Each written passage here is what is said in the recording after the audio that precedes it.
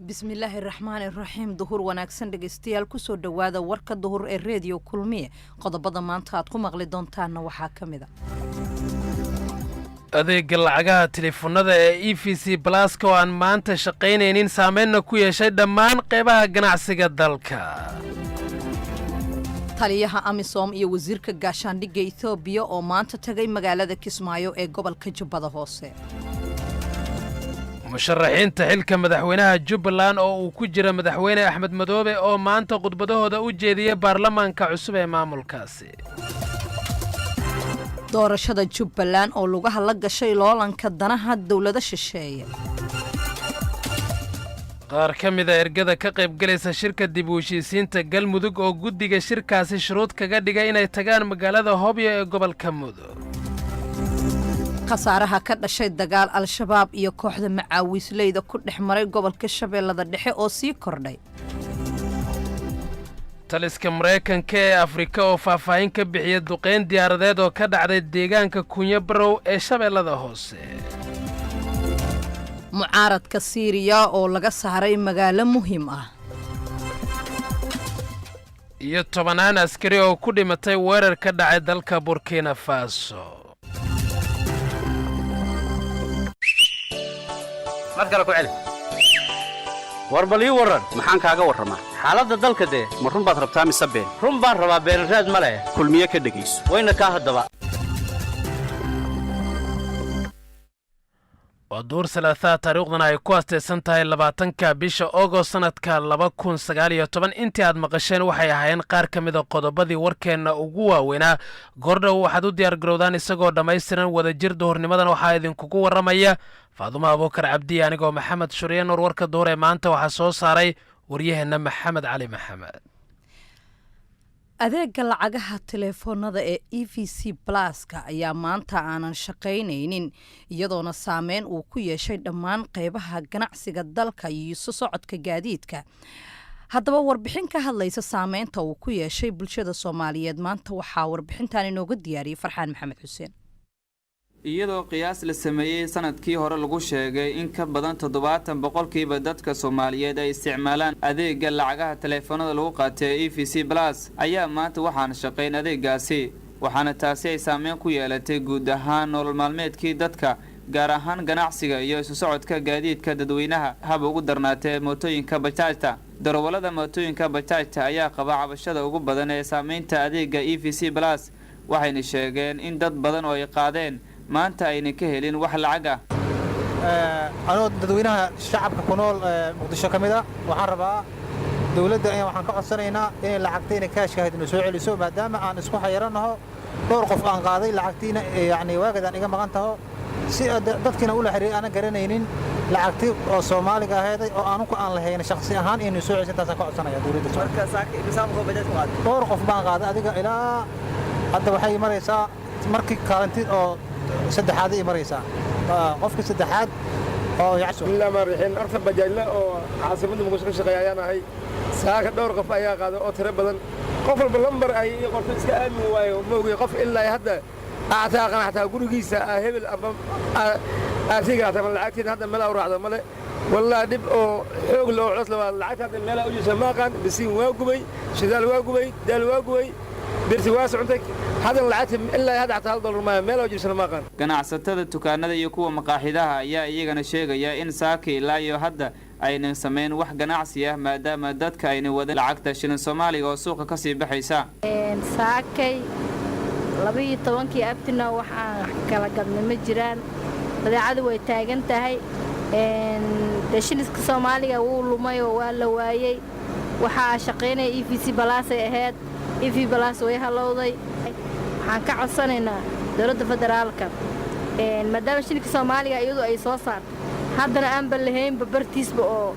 waxaan ku leeyahay oo si gaabsi yahay waxaan ka codsanaynaa in shilinka Soomaaliga dib loogu soo celiso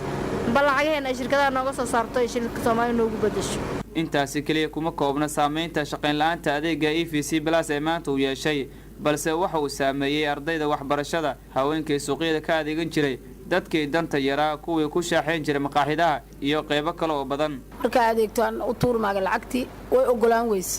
waan isdagaalno waxaan ku yiri adaa qalad sheegis lacagtu way ku dhacday haddaan fiiriyo ma shaqaynayo okay gabadhi waan iskaga soo tagay gaariyaan soo raacay haddana gaariga markaan lacagta tuurmaaga waa diidiyay deeq oo ka mid ah dadka Muqdisho ayaa baaq u diray dawladda Soomaaliya والله فرحان إلى ساك لبا يتوانكي حتى علمي يركا إسكولة أي حوا لوتو العقوة لوتو رواي أي تلاته قطان شهوة العقوة شلل ولا قدم واي دكان مدي يقنعس ووجه دارو يستاغي الدولة الصومالية وحا لقربا العقل الكترونية أو كبرين ليها لغمرنا وران كرو وإن دولة واي قوان قارت العقنا سما يسرو العقل الصومالي بجرته waxa la waayay shaah meel laga cado oo u jeeda halka waxaan ku fadhinaa konta qof waka wiilku waa u bixi laacday baaqi 20 qof lacag shaah dhiibo la waa codkaasna wuxuu u dambeeyay warbixintii wariyaheena Farxaan Maxamed Xuseen dhageystayaal waxaan idin xusuusinaynaa in uu dib u shaqo bilaabay adeega EFC Plus dhanka kale tan musharaxiinta xilka madaxweynaha Jubbaland oo uu ku jira madaxweyne Axmed Madoobe ayaa maanta khudbadahooda u jeediyay baarlamaanka maamulkaasi dhinaca kalena taliyaha AMISOM iyo wasiirka gaashaandhigga Ethiopia ayaa maanta tagay magaalada Kismaayo ee gobolka Jubbada Hoose goordha waxaan arintan ka wareysanay wariyaheena Cabdinajiib Cabbaas Aadan ومحسنتها أحمد مدة 10 دقيقة كهر وحسوق قبل خطبتي مرشحين وترتمي حلقة مدحونها جبلان أي سوشياليين وحنا إلا كدوات شن مرشح هي خطبة هذا السوشيالي iyo aragtiyadooda siyaasadeed waxa dadka jeedinayay ku jiray madaxweynihii iminka waqtiga uu ka dhamaaday Axmed Maxamed Islaam isagoona markaasi ka hadlay waxyaabihii uu qabsoomay tan iyo markii la yagleelay dawlad goboleedka Jubbaland hase yeeshee Axmed Maxamed Islaam ayaa waxa uu markaa ka hadlay isagoo markaa khudbadiisa ay dhinacyo badan taabanaysay tan iyo markii la yagleelay Jubbaland uu kaga hadlay arrimo dhowr ah dhinaca siyaasadda waxyaabihii uu ka qabtay iyo sidoo kale dhinaca arrimaha bulshada oo uu sheegay in maalinkii uu qabanayay dawlad goboleedka Jubbaland aysan lahayn wax nidaam ah iyo sidoo kale kala dambeyn uuna ku soo galay magaalada Kismaayo qaab military oo isagu sida uu ka dhawaajiyay taana ay ugu dambeyntii la yagleelay Jubbaland murashaxiin badan ayaa dhankooda iyaguna ka hadlay aragtiyadooda siyaasadeed ee ku aadan waxqabadka waxaana markaa guud ahaan hoolka oo ay ka socotay jeedinta hadal jeedinta murashaxiinta u tartamaya xilka madaxweynaha Jubbaland uu ahaa mid ka duwan sidii hore lagu yaqaanay 74 mudane oo ka tirsan xildhibaanada baarlamaanka Jubbaland oo saakay ayaa u soo xaadiray inay dhageystaan khudbadaha murashaxiinta u tartamaya xilka madaxweynaha ee Jubbaland waxa xusid mudan in murashaxiinta xilka madaxweynaha Jubbaland u tartamayaan ay ku jirto hal haween oo lagu magacaabo Canab Maxamed Daahir oo iyadu kamid ah murashaxiinta qaatay sharciga doorashooyinka waayahay Cabdi Majiid waxa kaloo faahfaahin naga siisaa waxa ugu maqaalay in magaalada Kismaayo ay tageen wafdi uu hogaaminayo taliyaha ciidamada AMISOM iyo sidoo kale wasiirka gaashaandhigga Ethiopia isla markaana ay u tageen xiisadii ka taagneed garoonka diyaaradaha Kismaayo arrintaasi Axmed waad mahadsantahay way jirtay waana la sugayay wafdigaasi uu horkacayo taliyaha ciidanka AMISOM General Tigabu Yilma isaguna markaa socdaalkiisa lagu faahfaahiyay in ay la xiriirto arrintii shaqaaqada ahayd ee ka dhacday garoonka diyaaradaha ee magaalada Kismaayo taana uu u yimid sidii lagu xalin lahaa ila ku dhow madaxtooyada Jubbaland oo aan la xiriirnay ayaa waxa ay idaacadda radio kulmiye u xaqiijiyeen in safarka taliyaha uu ku weliyo wasiirka gaashaandhigga ee dalka Ithiopia oo isagu ah markii ugu horeysay ee Kismaayo uu soo gaaro hase yeeshee magaalada Kismaayo ayaa waxa laga dareemayaa marka laga tago doorashadaasi sidoo kale in ciidanka guud ahaan ay heegan ku jiraan waqti xaadirkan aan kula hadlayo magaalada guud ahaan ciidamada Jubbaland ee kala duwan waxa ay ku jiraan heegankii ugu dambeeyay iyagoo markaasi aad arkaysid goobaha wadooyinka muhiimka ah ee halbowlaha waa Kismaayo marka aad fiirisid in ciidamada dhamaantoodba ay heegan ku jiraan kaasi waxa uu ahaa wariye Cabdinajiib Cabbaas Aadan oo isagoo Kismaayo ku sugan qadka taleefanka inoogu waramayay weli waxaynu ku guda jirnaa arrimihii Jubbaland ee dhinaca kale doorashada Jubbaland ayaa lagu soo waramayaa in lugaha ay la gashay loolanka danaha dawladda shisheeye warbixin arrinkaasi ku saabsan waxaa inoo diyaariyay halkaana ka soo jeedinaya Cabdiqani Cabdullaahi Ibraahim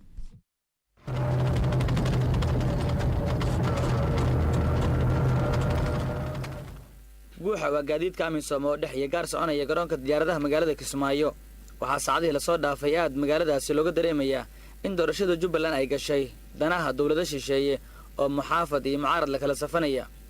waxa aad loo hadal hayaa in askarta ka tirsan amisom ee ka kala socda dawladaha Kenya iyo Ethiopia ay isku hayaan gacan ku haynta garoonka diyaaradaha magaalada Kismaayo iyo xarumo kale oo magaaladaasi ka mid ah isla markaana muhiim u ah doorashada Jubbaland labada dawladood ayaa loo tiirinayaa inay kala taageerayaan dhinacyada isku haya doorashada Jubbaland ee dawladda federaalka iyo madaxda Jubbaland ee hadda wada sidii ay dib ugu soo laaban lahaayeen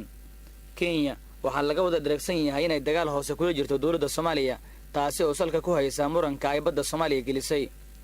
shalay gelinkii dambe waxaa garoonka diyaaradaha magaalada Kismaayo laga celiyay diyaarad lagu waramayo inay siday askar Ethiopian ah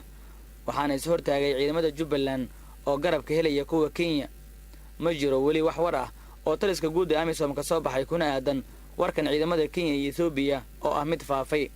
sidoo kale waxaa doorashada Jubbaland maalmihii la soo dhaafay dana ay kala yihiin Kismaayo u tagay xubno toos uga socda dawladaha Ethiopia iyo Kenya kuwa Ethiopia ka socday waxa Axmed Madoobe ay ka dalbadeen in mas'uuliyiinta dawladda federaalka ah loo ogolaado in ay Kismaayo tagaan halka kuwa Kenya ka socday Axmed Madoobe ay u muujiyeen taageero iyo inay kala shaqaynayaan sidoo ku soo laaban lahaa waliba xubnaha ka socday Kenya waxa xogta lagu helay in ay u hanjabeen qaar ka mid ah musharaxiinta ka soo horjeeda Axmed Madoobe sidoo kale waxa siyaasiyiinta badi ay sheegayaan in Kismaayo doorashada ka dhacaysa ay si hoose ugu jiraan loolanka qaar ka mid ah wadamada khaliijka gaar ahaan Imaaraadka iyo Qatar waxa loo sabaynayaa in Imaaraadka ay saaxiib dhow la yihiin Axmed Madoobe iyo xubnaha kale ee ku siyaasadda ah dawladda Qatar ayaa iyadana loo sabaynayaa inay saaxiib dawlad tahay dawladda federaalka ee Soomaaliya gaar ahaan madaxda sare ee talada dalka haysa sidaasna Jubbaland ay gashay loolanka danaha dawladda shisheeye waxaa muraayad laga eegan karo heerka faragelinta shisheeye ee guud ahaan dalka gaar ahaan doorashada Jubbaland ah sida ay wax u qorayaan warbaahinta dalalka Kenya Ethiopia iyo kuwa Carabta wargeysyada Kenya waxay dhowr jeer daabaceen warar si toos ah oo saameynaya arrimaha gudaha Soomaaliya waxaana ay soo xiganayaan saraakiil dawladda Kenya ka tirsan oo sheegaya in ay dani ugu jirto soo laabashada Axmed Madoobe sidoo kale waxaa qaar ka mid ah wargeysyada Carabta ay daabaceen in Qatar ay taageerayso musharaxiinta qaar halka Imaaraadkana lagu sheegay in dhaqaalaha ay siiyeen hoggaanka la tartamaya ee Jubbaland xildhibaan Yuusuf Xuseen Gamadiid wuxuu ka tirsan yahay golaha shacabka ee baarlamaanka Soomaaliya KNN ayaana weydiisay isagoo Kismaayo ku sugan sida loolanka dawladaha shisheeye looga dareemayo doorashada Jubbaland waxaa dhacday la soconaba in saraakiil Ethiopian ay meeshan ayaan hor yimaadeen ayagoo qaabkay ku socdeen iyo hadalladooda ay u dhigayeen intaba shuruucda ay ka fogeed oo agajugleyn iyo tahdiid sida ayagoo maxaan ku raxday dad jihada oo xukun yimidna aan yani sharciyeysan xukumay u yimid amal marka tiireeda marka waxay dhalisay Kenyaanka iyaguna inay yiraahdaan amisom ka wada tirsan laguma ixtiraamin hawshan yani aad sameynaysan wax system dawladeed iyo system dad shaqo ay ka dhaxaysan yani kala qabatama nagu ixtiraama meesha aniga gacanta ku hayno systemkooda iyo shuruucda dalkooda iyo tangaarka maxaan ku raadayay state-koodaas iyo inay waxaan dhistaan marka faraha kala baxa arrinkaas ayaa dhacday dadka kale beesha caalamka naftigooda waad ogeyd oo jilla Soomaaliya ama iyo maxaa laga soo siinayo inaad yeeshaan oo inaad yeeshaan xilka ka qaadaan waa inuu iscasilaao inuu meesha ka baxa qadar waa sax yani xukuumaddan dhibkan iyo xaaladdan Soomaaliya ka abuuraysa taageeraysa guud ahaan ragga kale systemka ka soo horjoodo oo yani qorshahan gaarka ah oo sharciga iyo nidaamka ka fog ee fowdada ahna dadka abuuray dabcan madaxtooyadaas yani laga taageerayaan ognahay dhiirasha looga soo diraa waxaas oo dhan mas'uuliyadda waxa qaadaya wax alla wixii ka yimaadana waxa way xukuumadda federaalka Soomaaliya ayaa qaadayso ugu horeeya Maxamed Maajo sidoo kale inay jirto faragelin toos ah oo dawladaha shisheeye ay ku hayaan arrimaha Soomaaliya waxaa bishii Abriil ee sanadkan sheegay madaxweynaha Soomaaliya Maxamed Cabdullaahi Farmaajo waxaana haysta faragelin shisheeye oo runtii muddooyinkii dawladnimadii naga burburtay kadib caado noqotay bacdama aan noqonnay maxaan ku raahdaa week aan noqonnay ama aan tabadarnaanay in cid walba isku daydo wixii ay ka heli karto ama saameyn ama dhaqaale ama dana kale inay Soomaaliya faragashato taasna haddii xitaa ay ku heshiin lahayn Soomaaliya inay istaagto waxba ma ahaateene iyaga dhexdooda isu diidaya maxaa yeelay mid walba wuxuu rabaa saameyn ka badan kan kale inuu lahaado iyo annagoo u fuudeedhay oo dadkeenu inta badan ay aamineen haddii beesha caalamku aysan garab taagnayn inaysan dhaqaaqi karin waxaa hadal jeediyey musharaxiinta u taagan qabashada xilka madaxweyne ee Jubbaland oo Axmed Madoobe uu ka mid yahay waxaa sidoo kale jira in guddiga doorashada eedaha isdaba joog ah loo jeediyey ay hawsha u dhiman ku wareejiyeen baarlamaanka wuxuuna ahaa dalabkii ugu dambeeyay ee beesha caalamka haddii ay qaramada midoobay iyo hay-adaha kale ku qancaan sidan waxaa cad in uu Axmed Madoobe ka guuleystay inta ka soo horjeeda sida ay falanqeeyayaal ku doodayaan sanad cabdiqani cabdullaahi ibraahim qaar ka mid a ergada ka qayb galaysa shirka dib u heshiisiinta galmudug ayaa guddiga shirkaasi shuruud kaga dhigay inay tagaan magaalada Hobyo ee gobolka Mudug sida warkan uu ku eegayo wariyaheena Liibaan Nuur Xasan ila xog ogaal ah ayaa sheegaya in qaar ka mid ah guddiga qabanqaabada shirka dib u heshiisiinta beelaha deegaanada galmudug ay xalay soo saareen warqad taasi oo loo gudbiyay madaxda guddigaas xubnaha warqadda soo saaray ayaa waxaa ka mid ah ugaas Cabdullaahi Aadan Shinle waxaana guddiga dib u heshiisiinta u sheegay inay muhiim tahay si uu u furmo shirka Dhuusamareeb in guddigu uu tago magaalada Hobyo isla markaana ay ka qayb galaan shirka halkaasi uga soconaya qaar ka mid ah beelaha galmudug si uu yiri ergada shirkaasi loogu qanciyo inay yimaadaan magaalada oo shirku ka furmayo Dhuusamareeb jahwareer aad u xoogan ayaa ka taagan sidii uu u furmi lahaa shirka dib u heshiisiinta beelaha galmudug kaasi oo xilligan ay caqabado badan ku horgudban yihiin sidoo kalena dib u dhac uu ku yimid 2 jeer magaalada Dhuusamareeb ee xarunta maamulka galmudug waxaa gaaray xubno badan oo ka mid ah ergada ka qayb galaysa shirka dib u heshiisiinta oo ilaa hadda aan la shaacin xilliga uu furmayo ergada gaartay Dhuusamareeb ayaa intooda badan waxay ka kala yimaadeen deegaano iyo degmooyin ka kala tirsan gobolada Mudug iyo Galgaduud ee galmudug iyo sidoo kale deegaano ka tirsan koonfurta Soomaaliya oo intooda badan ay ka baxeen magaalada Muqdisho ee caasimadda Soomaaliya u diyaar garowga martigelinta shirweynaha dib u heshiisiinta galmudug ayaa laga dareemayaa magaalada Dhuusamareeb oo la dhigay gogasha shirkaasi waxaana la sheegay in ergada gaartay Dhuusamareeb ay ka qayb galaysa shirka ay tirahaan kor u dhaafayso 300 waxaana jira deegaano ay ugu horeyso magaalada Cadaado ee gobolka Galgaduud oo weli ka soo horjeeda ka qaybgalka shirka ay gogashiisu taalo magaalada Dhuusamareeb qasaaraha ka dhashay dagaal al-shabaab iyo kooxda macaawisleyda ku dhex maray gobolka Shabeellaha Dhexe ayaa lagu soo waramayaa in uu kordhay qasaarihii ka dhashay dagaalkaasi Bashiir Cali Daahir ayaa warkan Jowhar inooga soo diray faahfaahinnadan dheeraadka ka soo baxayo dagaal dhaxmaray maleesiyaad macaawisley iyo dagaalyahanada al-shabaab duleedka magaalada Jowhar gaar ahaan dhinaca galbeed deegaanka Shimbirho waxaana lagu soo waramayaa inay sii kordhayso khasaarada dhimashada iyo dhaawaca ka dhashay dagaalkaasi ilaa 5 ruux ayaa ku geeriyootay dhinaca maleesiyaadka macaawisleyda iyo 2 dhaawac oo la soo gaarsiiyay isbitaalka magaalada Jowhar ee xarunta dowlad goboleedka Hirshabeelle horjoogo ka tirsan kooxda macaawisleyda ee lagu soo weeraray deegaankaas Shimbirho ayaa ii sheegay in ay khasaare gaarsiiyeen dhanka kale ee dagaalyahanada al-shabaab ee weerarka soo qaaday taasoo uu sheegay in ay ka dileen rag ka tirsan al-shabaab dhinaca kale warbaahinta al-shabaab ayaa shaacisay in ay dileen rag ka tirsan ciidamada dowladda Soomaaliya ay ku weerareen deegaanka Shimbirho oo ka tirsan gobolkan Shabeellaha Dhexe wararkii ugu dambeeyay aan ka helnay deegaankaasi ayaa waxay sheegayaan in ciidamada dowladda Soomaaliya ay ku baxeen halkaasi howlgalana ay ka wadaan kaasoo ay ku dabagalayaan dagaalyahanadii al-shabaab ee weerarka soo qaaday warar aan helnay ayaa waxa ay sheegayaan in howlgallada ciidamada ay sameeyeen ay ku soo qabteen rag la sheegay inay ka tirsan yihiin al-shabaab balse ma jirto ila madax bannaan oo xaqiijinayo Bashiir Cali Daahir Radio Kulmiye Jowhar taliska Mareykanka ee Afrika ayaa faahfaahin ka bixiyay duqeyn diyaaradeed oo ka dhacday deegaanka Kunye Barow ee Kacsan gobolka Shabeellada Hoose Shamis Xasan Haarun ayaa faahfaahinaysa warkan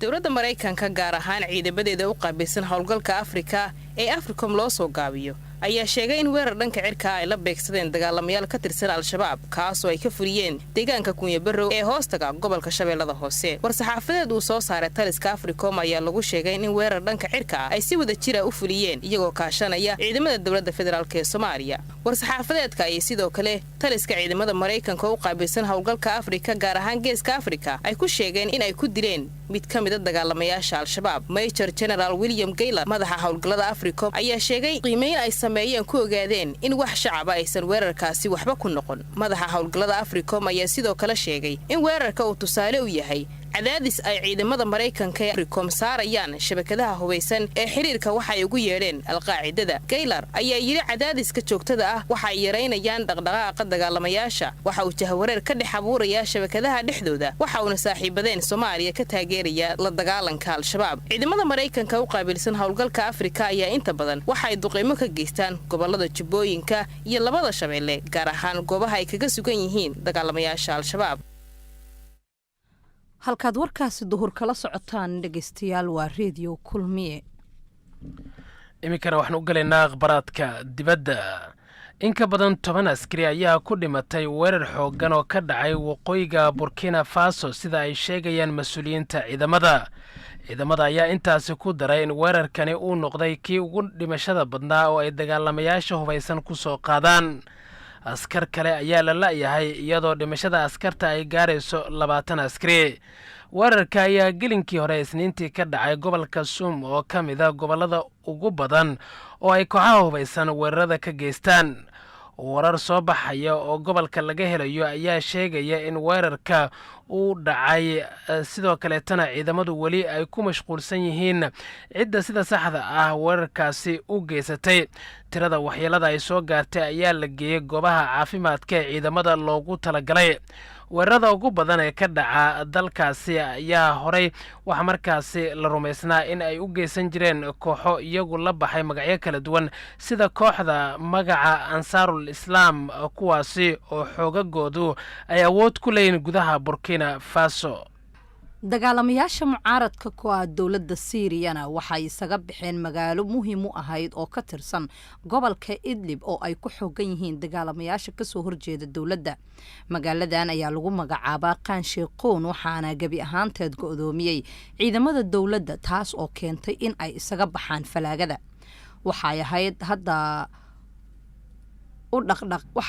dhaqaaqeen dhanka waqooyiga iyo bariga, ayuu mid ka mid ah dadka ku sugan gobolka Idlib u sheegay warbaahinta Al Jazeera.